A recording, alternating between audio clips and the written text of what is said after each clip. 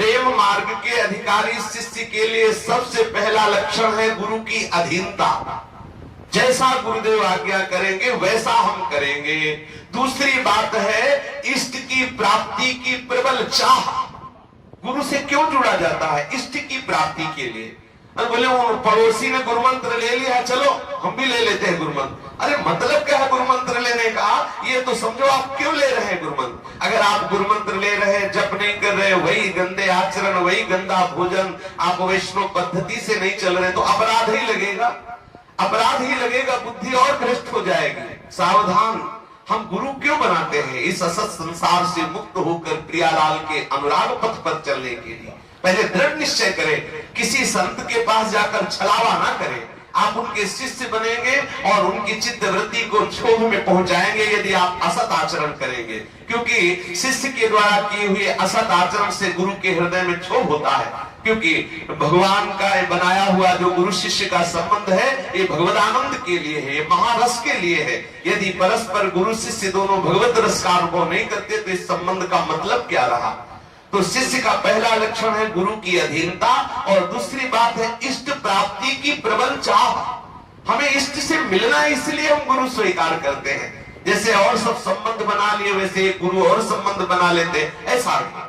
वृंदावन रस प्राप्ति की चाह हो, गुरुदेव भगवान की अधीनता स्वीकार करके हम वृंदावन रस की प्राप्ति की चाह वाले हो। अत्राधिकारी न भवेत् कृष्ण भक्ति विवर्जितः। यदि वो भक्ति के आचरण धारण करने वाला नहीं है तो कभी ऐसे को शिष्य नहीं बनाना चाहिए वृंदावन रस के लिए। क्या हमें जरूरत है तिलक लगाने की? लोग क्या कहेंगे? अगर कंठी बांधेंगे, माला लेके चलेंगे तो लोग क्या कहेंगे? जो भगवत भक्ति के आचरण नहीं करता है, पाठ करने से लोग सुनते हैं और कहते हैं कि वो बड़ा भगत बनता है, इसलिए हम पाठ नहीं करते। वाणी पाठ इसलिए नहीं करते कि लोग कहेंगे कि बड़ा भगत बनता है। गाली तो नहीं दी, यही तो कहा कि भगत बनता है। भगवान का संबंध ही तो स्थापित किया है। कोई इस बात से आनंदित हो रहा है कि बड़ा भगत है तो हमारे तो आनंद का विषय है। वो जल तो नहीं रहा, वो हमारा प्रभु का संबंध गान कर रहा है कि भाई ये भगत है। भगत कौन भी प्रभु को बजे? तो भक्ति विहीन आचरण ना करने वाला और भक्ति के सदाचार आचरण को धारण करने वाला, जो अपनी वैष्णव पद्धति है, जो रसिक महापुरुषों ने आचरण बताए हैं, उनके अनुसार चलने वाला हो। दूसरी बात, शिष्य को ऐसा होना चाहिए जो लोभ रहित हो। यदि वो सांसारिक भोग सामग्रियों का लोभ करेगा, मान लो मंत्र जप रहा है तो मंत्र के प्रभाव से भोग सामग्रियां मिलेंगी, पर उस जिस रस के लिए जुड़ा है उस रस में बाधा पड़ जाएगी। और क्रोध धारण करने वाला ना हो। जरा सी आज्ञा पालन करने की बात कही जाती तो हृदय में क्रोध आ जाता है कि हमको ऐसा नहीं करना। जरा सा कोई शासन करे तो क्रोध आ जाता है। क्रोध करने वाला भगवत प्राप्ति के योग्य नहीं रहता।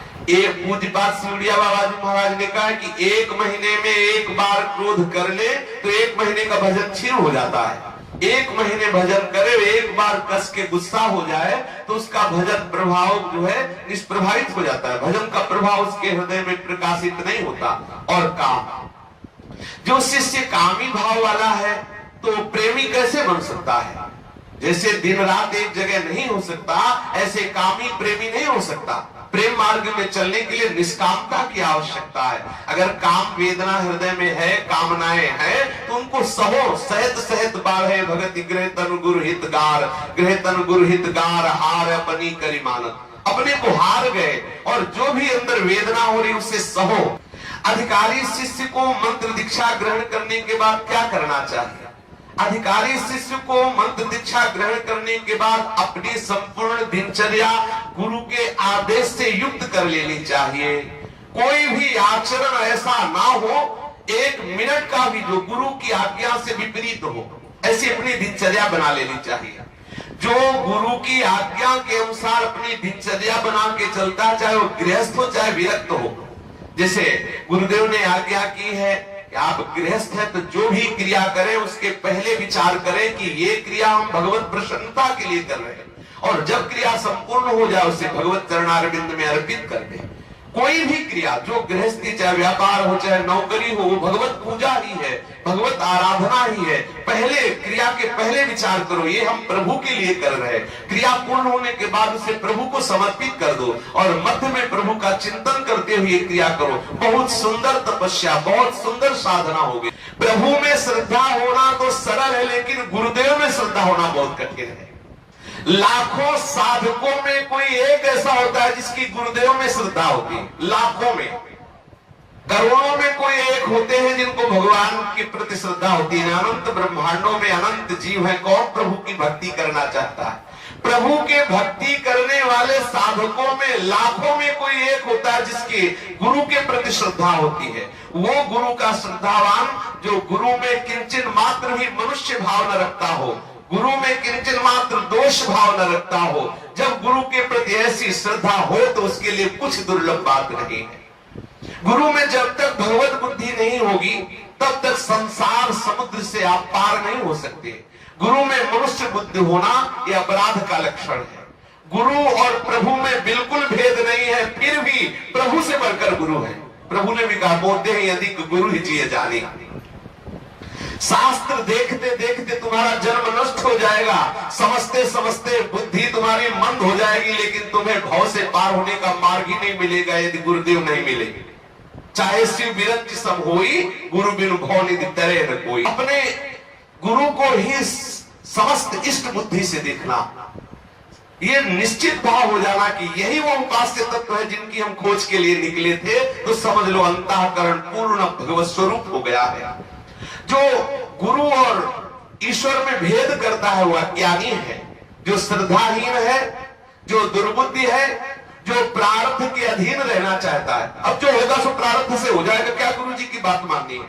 जो प्रारब्ध के अधीन होना चाहता है, जो श्रद्धाहीन है, जो दुर्बुद्धि है, जो अभिमानी है, वो कभी गुरु कृपा का अनुभव नहीं कर सकता। गुरु की सेवा में ऐसे तत्पर रहना चाहिए जैसे भगवान श्री राम की सेवा में लक्ष्मण जी में मन बुद्धि नहीं थी।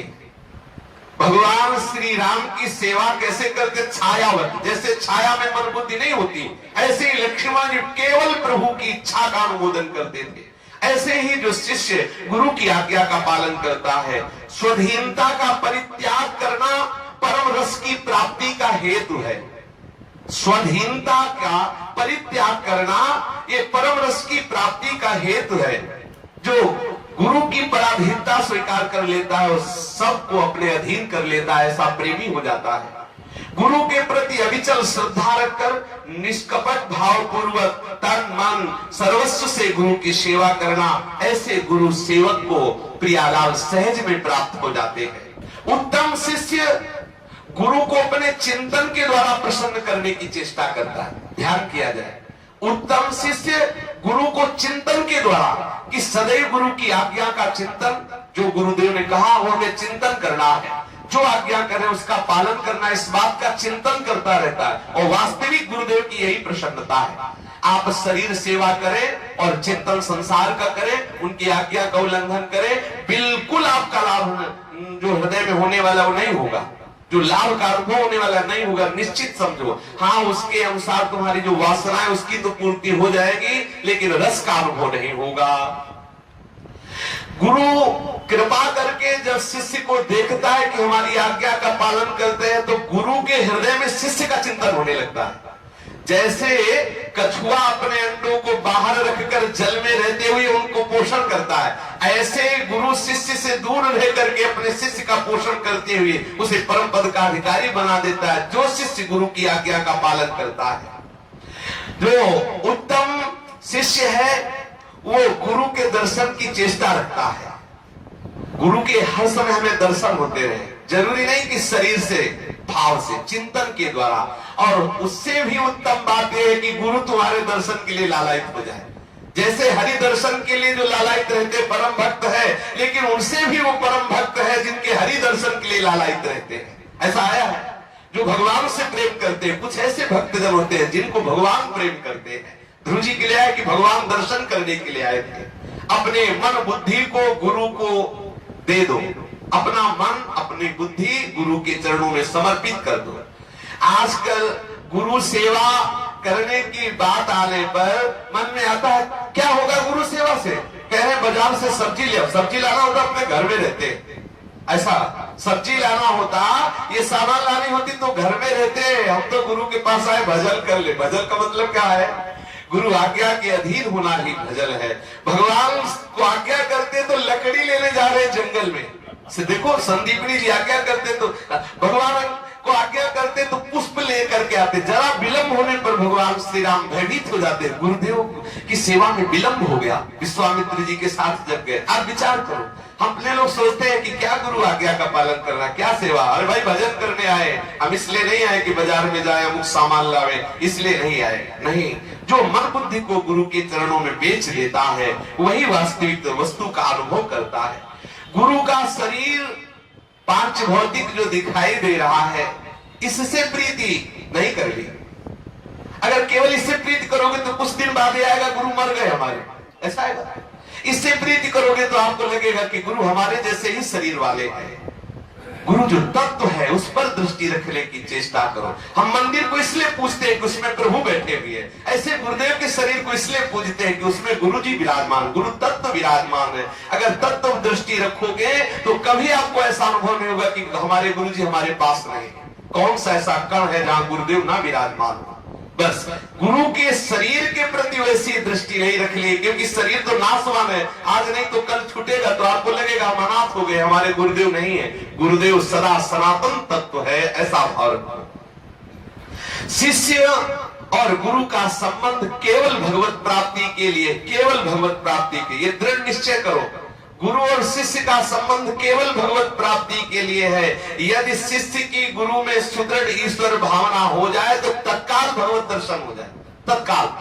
हमें भगवत साक्षात्कार इसीलिए नहीं हो पाता कि गुरु में मनुष्य बुद्धि रहती है, गुरु में दोष बुद्धि रहती है। गुरु के प्रसन्न होने पर इष्ट अधीन हो जाता है। गुरु प्रसन्न साहिब अनुकूला, मिटी सकल कल्पित भयसुला। गुरुदेव के चरणों का स्मरण करते हुए जहां गुरुदेव के चरण रखे जाए वहां ऊपर अपने चरण न रखे। जैसे गुरुदेव के पीछे चले तो उनके चरण चिन्हों से बचा के चले, ऐसा शास्त्र में वर्णन है। जो गुरुदेव का आसन है उस पर चरण न रखे, गुरुदेव को दाहिनी तरफ करके ही चले, अर्थात गुरुदेव जा रहे हैं तो उनकी दाहिनी तरफ चले। परम तत्व का स्वरूप गुरुदेव को समझते हुए इष्ट भाव से उनकी आराधना करने पर, उनके द्वारा दिए हुए उपास्य मंत्र का जप करने से, अखंड वृंदावन वास करने से नित्य विहार रस की प्राप्ति निश्चित हो जाती है। श्री राधा वल्लभ लाल की जय।